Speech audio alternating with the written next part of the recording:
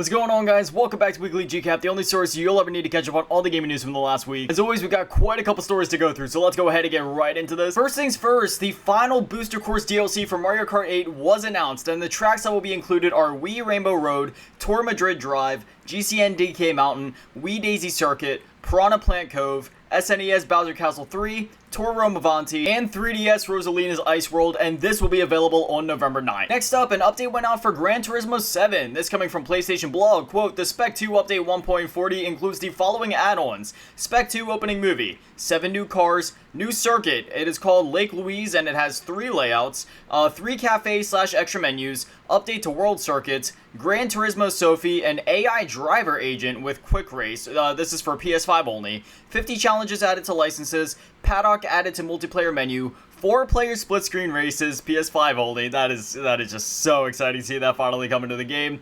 Features added to photos/scapes, and an updated GT menu/dashboard. So if you have GT7, now's a good time to dive in and check out the new content. Next up, Assassin's Creed 4 Black Flag just celebrated its 10th anniversary. The game initially launched on October 29th, 2013. But anyway, Assassin's Creed on Twitter made a, well, what's it even called nowadays? Is it still called a tweet? Is it just called a post? Is it called an X? Anyway, they did whatever they do on that app, saying, quote, today we're celebrating the 10th anniversary of Assassin's Creed 4 Black Flag. Over 34 million pirates have embarked on this unforgettable adventure through the Caribbean. Thank you for taking the journey with us. What is your favorite memory from the game? End quote. If I had to give my favorite memory from the game, it would honestly just be any time that I was sailing with my mates and getting into some ship combat, because let me tell you, that game may be 10 years old, but that ship combat holds up. It was just, it was so much fun. It was so satisfying. But anyways, I'd definitely love to hear from you guys. What are your guys' thoughts on Assassin's Creed 4? Because personally, it's one of my favorites in the entire franchise. Next up, Sonic Dream Team was announced. This will be coming out December 5th, but it's an exclusive for Apple Arcade. So if you have Apple Arcade, you can play it there, but unfortunately, it's not going to be on like any other consoles or services or anything like that. So hopefully it comes to other services. Maybe this is just a timed exclusive. I'm not too sure. But if you have Apple Arcade, then you'll be able to play it in about a month. Next up, we got a couple of releases and reviews and such that I wanted to run through. So first up, Alan Wake released last Friday and the reviews went live. Right now it's sitting at an 89 on Metacritic with an 8.8 user score. Next up, RoboCop Rogue City released and the reviews went live for that. It released yesterday at the time that you guys are seeing this, November 2nd. Right now it's sitting at a 70 on Metacritic. We don't have anything for the user scores just yet. But one thing I like to, have everybody keep in mind is that 70 isn't a bad. That's still a 7 out of 10, which is still a good score. And plus, you gotta remember, this isn't a AAA game. Some people are probably going to try to compare it to that just because, graphically speaking, it does look to be on that AAA level, but this is a AA game, so go in with those expectations. Personally, I'm really excited for this one. I absolutely love RoboCop. I've always been a huge RoboCop fan, and I don't care if a game's AAA, AA, or indie. I focus on the positives in each game. I don't, so many gamers and just reviewers nowadays are so critical, so pessimistic, always focusing on the negatives.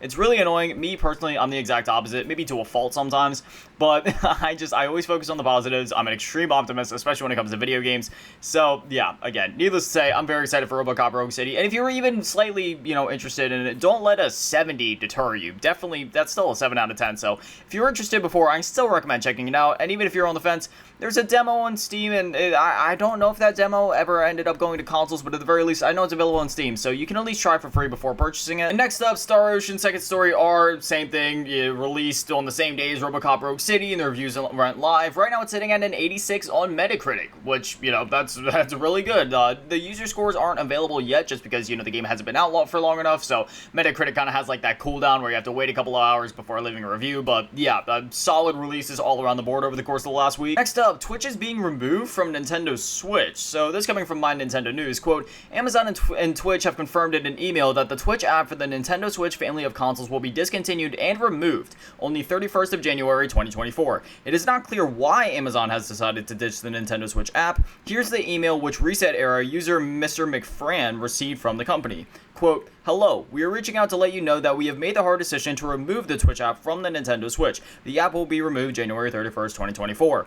Thank you for supporting Twitch streamers and communities on the Nintendo Switch. For more Twitch content, please visit www.twitch.tv on your browser or twitch.tv/downloads for the Twitch app on other devices. Thank you, Twitch. End quote. So yeah, that's quite interesting. Maybe there just wasn't like the amount of users there that they deemed as being necessary to keep the app on there. I'm not really sure. I mean, Twitch is huge, and I mean the Nintendo Switch is even bigger. You know, like however many units are out there at this point. So I'm not exactly sure. Maybe it was a compatibility thing. Maybe they just aren't able to give all the features to Switch users that they would like. I'm not exactly sure. This is a little bizarre, but yeah. By the end of January, if you do use Twitch on a regular basis on your Nintendo Switch, I figured I'd include this just so you guys know. Next up, we got a bit of an update from Masahiro Sakarai, which is the person behind Super Smash Bros., regarding the future of the series. So this coming from Nintendo Life, quote, where they have him quoted saying, "As for what comes next for the Super Smash Bros. Series, even I'm not sure. I feel we truly succeeded in making people happy with this game, but now that Super Smash Bros. Has grown to be monstrous in size, I'd say it's difficult to imagine an increase of this magnitude happening again. Every time we manage to make a game that I had previously thought impossible, so I can't say for certain there won't be another, but I do think it would be difficult to push it any farther than we have," end quote, which I do feel like that's fair. If you look at the character roster on Smash Bros. Ultimate, it is absolutely insane. If they push it any farther, they're going to need like 2 whole screens for the character roster, you know what I mean? There's been some discourse and conversation online about a possible reboot. Personally, I'm cool with Smash Bros. Ultimate, right? Like, if they want to ride this for the next generation or for, like, part of the next generation, kind of like how they've been doing with Mario Kart 8, I'd totally be cool with that. But I'd definitely love to hear from you guys. Would you guys want a new Smash game? Should they just continue with Ultimate? Maybe a reboot? I'd definitely love to know what you guys are thinking on that. Next up, Xbox is cracking down on third-party controllers. This coming from Windows Central, quote, "Microsoft and other licensed Xbox hardware partners' accessories are designed and manufactured with quality standards for performance, security, and safety. Unauthorized accessories can compromise the gaming experience on Xbox consoles. Players may receive a pop-up warning that their accessory is unauthorized. Eventually, the unauthorized accessory will be blocked from use to preserve the console gaming experience. For a full list of accessories that are supported on Xbox consoles, please visit xbox.com/accessories. Our support pages here and here, and our design for Xbox Partner Hardware Program page here.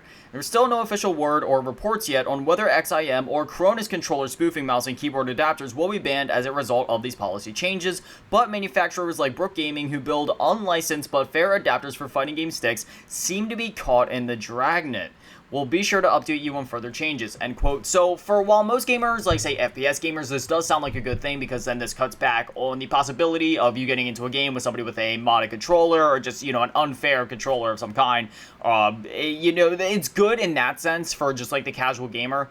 But yeah, it does bring up the question of like tournaments and such, and like in the competitive scene, mainly around like fighting games, like they were saying, where there's companies that develop these fighting sticks specifically for Xbox consoles to be used during these tournaments, or just for these professional gamers, or like professional fighting game players. They have their preferences, right? It's the same thing with with the Smash Bros community, where they have certain controllers that they prefer. So again, while this is nice for the casual gamer, and I would say even for me, I hate when I get into lobbies with people that are cheating or using an unfair controller of some kind. Yeah, what does this mean for tournaments? Will Microsoft implement something to where there can be like an override in certain settings like that? Is there something they can do on a software level for that? I'm not exactly sure. Maybe the people that make these controllers could get them verified by Microsoft somehow, or get them licensed by Microsoft somehow. I'm not exactly sure, because again, these things are, like custom built for these fighters sometimes.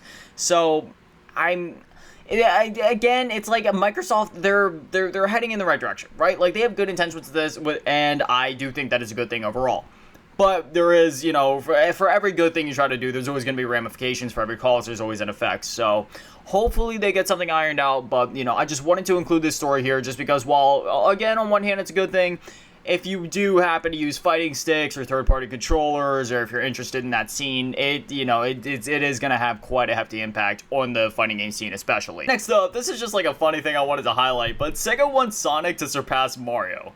This coming from Go Nintendo, quote, "Sega has shared an internal interview with Osamu Ohashi, division manager at Sega. A number of topics are discussed, including one about the path forward for Sonic in the future. According to Ohashi, the main goal for all things Sonic is to create make content that surpasses Mario in terms of quality and reach. Quote, simply put, I want to surpass Mario. Sonic is a game that was originally developed to compete with Mario, and it still hasn't achieved that goal. Our goal is to catch up and surpass Mario because we respect Mario. I want people to play it all over the world, including Japan, like Mario, and I want the movie to be a bigger hit than Mario. I would like USJ to create a Sonic area as well. That's our goal for those of us who love Sonic. End quote. So that was originally an interview that took place in Japanese, and then, there was like some transcriptions and translations and such, so that's why some of the nuances of these sentences were a bit off. But I don't know. I don't really have anything to add to this. I just thought it was funny. I mean, I love the Blue Hedgehog, right? I have a lot of nostalgia for both Sonic and Mario. I don't have a bias either way. I love them both, but let's be honest. Mario is absolutely massive. He is, one of the main mascots for an entire family of consoles, that being, Nintendo systems. So, yeah, and Mario is so much bigger than that, right? Because you have Mario, then you have Mario Kart, and the Mario sports games, and just, they could try. Maybe one day Sonic could be on that same level, but, I don't know. Yeah, I don't think you could actually surpass Mario. Next up, Nintendo ended up putting out a surprise update for Nintendo Switch Online on Halloween. They released Devil World for the NES, which is pretty cool, because that is the first time that game has ever been released in the US. Again, it came out during the NES era, and that was back when censorship was a much bigger thing when it came to games coming from Japan over to the US, especially when it came to, religion and such, so that was really cool to see. The other game they added to the service was the Mysterious Murasume Castle, I think is how you say it, also for the NES, and then Castlevania Legends for the Game Boy, which is actually a fantastic Castlevania game, and I am beyond ecstatic about the fact that they added it to the service. That's not one that I had on my bingo card, but I'm glad that it's there. Next up, we got the first wave of November Xbox Game Pass games, those being Thirsty Suitors coming November 2nd, Football Manager 2024, and Football Manager 2024 Console Edition coming November 6th, Dungeons 4, Like a Dragon Guide and the Man Who Erased His Name, and Wild Hearts, all coming November 9th, Spirit Tea coming November 13th, and Coral Island coming November 14th. And then leaving on November 15th will be Coffee Talk, Exapunks, Ghost Song, Gungrave Gore, amazing game by the way, Football Manager 2023 and Football Manager 2023 Console Edition, Lappin, and Townscaper. So, if you want to try any of those games before they leave, you have about 2 weeks to do so. And next up, we got the November PS Plus Essential Games, those being Mafia 2 Definitive Edition, Dragon Ball The Breakers, and Aliens Fireteam Elite. Just great games all around the board, especially Mafia 2 Definitive Edition, with it being wintertime and all that, or at least close to it, and Christmas. Especially for mainly the opening part of that game. It's perfect, just gets you in that vibe immediately. Granted, later in the game you do go back to typical spring, summer settings without all the snow, but at least for the intro of the game, literally perfect for this time of year. I'll definitely be adding it to the library. I've already played this game dozens of times at this point, back with the original release and when the Definitive Edition originally came out, but you know what? I think I might replay it. Again, it's just, especially that intro section, it's perfect for this time of year. Next up, Bungie has unfortunately faced a ton of layoffs. This coming from Bloomberg, quote, Bungie, the Sony-owned game studio behind Destiny 2, let go of an undisclosed number of staffers, which we do actually have that number then, we'll be covering that later in the story, part of a wider restructuring of the Japanese Giants video game operation. Quote, today is a sad day at Bungie as we say goodbye to colleagues who have all made a significant impact on our studio. Bungie Chief Executive Officer Pete Parsons wrote on X, formerly known as Twitter, Bungie recently delayed an upcoming Destiny 2 expansion, The Final Shape, until June from February, pushing it out of Sony Group Corp's current fiscal year. According to people familiar with the matter, who asked not to be identified because they weren't authorized to speak publicly, Bungie's next game, Marathon, also slipped to 2025. They then updated the story a few days later, saying, quote, Bungie's decision to cut an estimated 100 jobs from its staff of about 1,200 followed dire management warnings earlier this month of a sharp drop in the popularity of its flagship video game Destiny 2. Now listen to this. Just 2 weeks ago, executives at the Sony-owned game developer told employees that revenue was running 45% below projections for the year, according to people who attended the meeting, end quote. Once again, this just goes to show, leaving or relying on a live service game to fund your business or to, help keep you afloat, it's never the way to go, man. Even for a giant like Destiny 2, it's just, man, 100 people, that is a solid 8% of their staff. That is insane. Man, things are just looking ever so rough at Bungie right now. I feel for all the devs that are out there. I hope you guys are able to find more work soon. My heart goes out to you guys, seriously. There has been so many layoffs, not only across the video games industry, but just across the entire work industry, period. It is honestly such a sad time. But yeah, this is just, once again, just going back to it, like, the whole live service game scene, it's literally eating itself at this point. All these games getting shut down, canceled, people getting let go, even Epic Games, the ones that basically started the whole lot, well, they didn't start the live service thing, but they really kicked off this trend, or the style of trends that we've been seeing lately, where it's like, these live service games with seasons and battle passes, yada, yada, yada, yada. Even Epic Games, we were just talking about it a couple episodes ago, about how they had to let go of literal hundreds of employees there just because, you know, they couldn't afford to keep them all. And remember, they're the ones that created Fortnite, and Fortnite is still just as big as it's ever been, so it's insane, man. Like I said, something needs to change just in this live service era of gaming. It's eating itself. It's all collapsing onto itself, and, you know, I got burnt out on these live service games just about as fast as they still came around. The only live service game that I keep up with is Call of Duty, just because, I mean, I don't even interact with, like, the live service elements of it. I mean, like, I play the game on a regular basis, I complete the battle passes, so, okay, maybe to an extent I do, like, interact with, like, you know, the live service elements, but that's because I've been playing the game since before it went live service, right? I started playing the series, like, real hardcore around 2008. I played it before that, you know, during, like, the PS2 generation, but especially, like, when, like, Call of Duty World at War came out with, like, zombies and all that. Yeah, between COD 4 multiplayer and World at War zombies. Yeah, ever since then, you know, I've been keeping up with the COD series day and day, year after year, game after game. But otherwise, man, yeah, there's just, man, live service gaming, just, it ain't it. And finally, on a lighter note, we have some surprising news. So obviously, we've been hearing about all sorts of acquisitions over the last couple of years in the gaming industry, but this one definitely surprised me. So, Atari, yes, the legendary video game company Atari, is now making acquisitions. So, Atari acquired Digital Eclipse. But we'll just go ahead and read the post. This is coming from Digital Eclipse. Quote, "It's been a big year for Atari with the acquisition of FPS experts Night Dive Studios, beloved collector resource Atari Age, and several portfolios of both historic home games and classic arcade games. As of this week, Digital Eclipse is joining the Atari family too. And if you haven't seen it, here's the official press release. It's an exciting time for us as we go from that studio that made Atari 50th anniversary celebration to that studio helping create Atari's future for the next 50 years. However, we figure you've got some questions specifically about how this will affect the games we are currently making and plan to make. So here are a few answers to the questions you might have, and we had them too. So for the first question, why? We're a small studio with big dreams. Atari is a legendary publisher with a new spirit. We loved working on Atari 50 together. We understand each other. This looked like a great way for both organizations to accomplish a lot of our future goals better and faster together. Is Digital Eclipse only allowed to work on Atari properties now? It is business as usual at Digital Eclipse. As while we're certainly happy to have greater access to Atari's fantastic library, we still have the freedom to seek out projects with other parties. In addition to recent releases like Wizardry Proving Grounds of the Mad Overlord and the making of Karateka, Digital Eclipse has a lot of unannounced projects in the works that do not involve Atari's IP, and those will carry on as planned.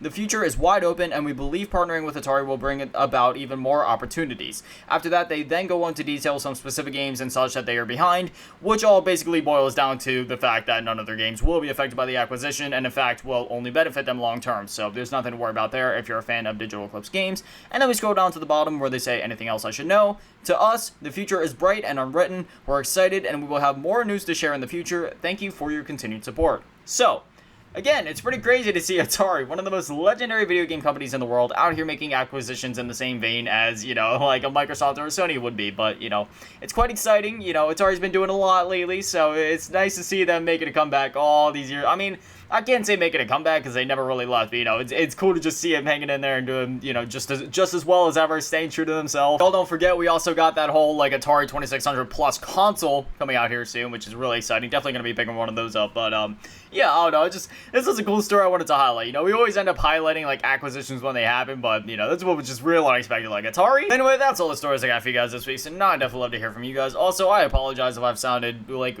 off at all in this video, whether it be, like, stuttering a bit more than usual, or just, you know, sounding a little weird energy-wise. I'm just a little tired. It's getting to that point in the year, you know, the holidays, just a whole lot going on, but yeah, you know, I apologize. But anyway, yeah, I definitely love to hear from you guys. What are your thoughts on everything we talked about, whether it's, you know, all the layoffs at Bungie or Atari out here making acquisitions, just whatever it is, whatever you're thinking, I'd definitely love to hear from you guys. But anyway, this is Weekly GCap. No episodes go live every single Friday at 9 a.m. Eastern, so if you want to catch them as soon as they go live, well then I know when to be here. But anyway, that's going to do it for me, guys. Thank you guys for watching. Have an amazing day and an amazing weekend. Stay beautiful. I love you all. Peace.